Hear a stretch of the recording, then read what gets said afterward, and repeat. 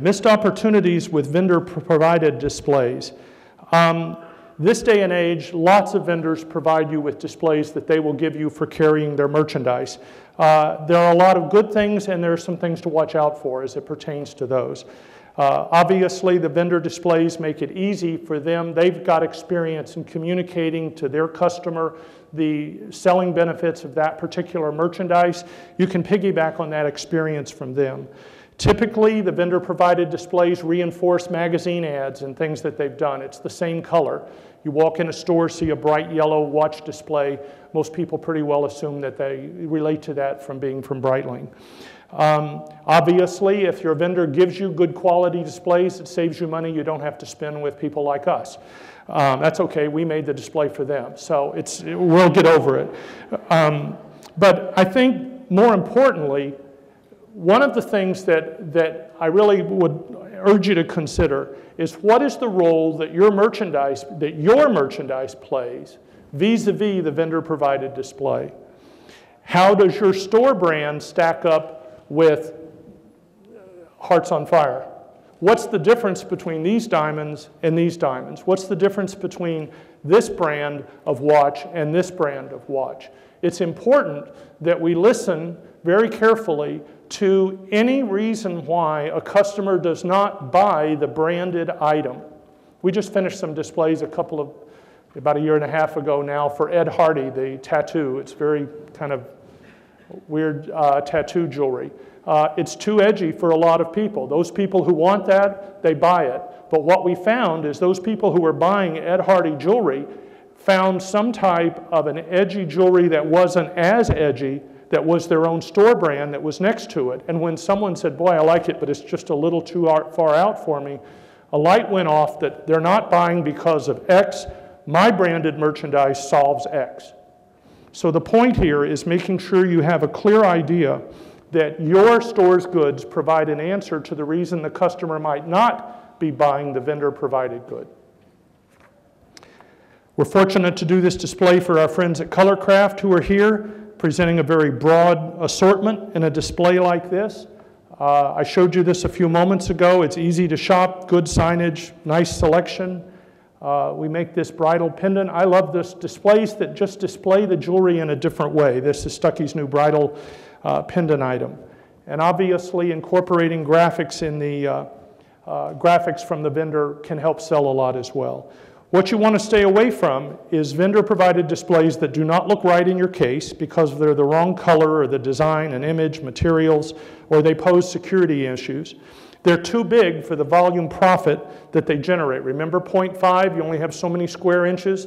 If they come in and they've got a display this big and they want that much of your showcase and you don't see the sales coming in a proportion that matches what your goals are, you want to thank them very much and perhaps use the signage and all that came with that display, but tell them you're just not prepared to devote that much of your valuable showcase space to something that's going to generate sales at a level that doesn't match where you're trying to go. Number two, using a single display approach in all of your cases. People come in and they buy in your store for different reasons. They buy different categories of merchandise for different reasons. Obviously, different parts of the store might benefit from different display approaches. So we want to make the displays match that approach. If we're talking about bridal, we might be saying confidence and quality. Going back to our display plan, I'm back to number one, if you'll recall. Talking about self-purchase, there we might be wanting to promote more of a selection presentation. Gift purchase, maybe someone's more focused on the price. But we want to display things in ways that match what we're trying to say. So I mentioned a vignette. This is what a typical vignette looks like. It's a finite amount of space, and a linear display is one that stretches from side to side. Vignettes are terrific when the selection is less, when the quality is higher, when brand is important, and when you can categorize the merchandise easily. And I'm going to show you a display we just did for AGTA that's an embodiment of that. Although vignettes typically say quality, only problem with this is I don't want to load up all these neck forms with multiple pieces. Vignettes can help when your store looks like this because if you're not careful, this begins to look like you don't offer an awfully lot of selection. If I were to put those onto a vignette and put them together and leave some empty space between them, I can make this store look more full. A linear display, when your selection is broad, the quality perhaps is not the highest quality in the store, when brand is not as important, and when the jewelry is not as easily categorized. I'll give you an example of a couple of displays that are on the market now that are designed to do exactly what I was just talking about here.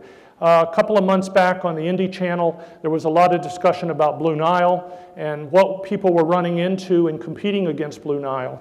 And in some of the conversation, we decided to come up with a diamond display for IJO that would combat the type of presentation that Blue Nile was making, something that showed and told. What we were realizing is if I go on BlueNile.com, they show me a lot of information, but there's no one talking to me. If I come into your store and I'm interested in a diamond, many independent jewelers will tell me an awfully lot of information, but they don't necessarily have visual aids, signs, things like the information overload that I could get on Blue Nile. So consequently, we began to create a display that incorporated signage into the display so that that information overload person who's interested in knowing great information about the 4 C's will certainly comprehend that you know about that too, and if you're given an opportunity to talk to them, you can both show and tell.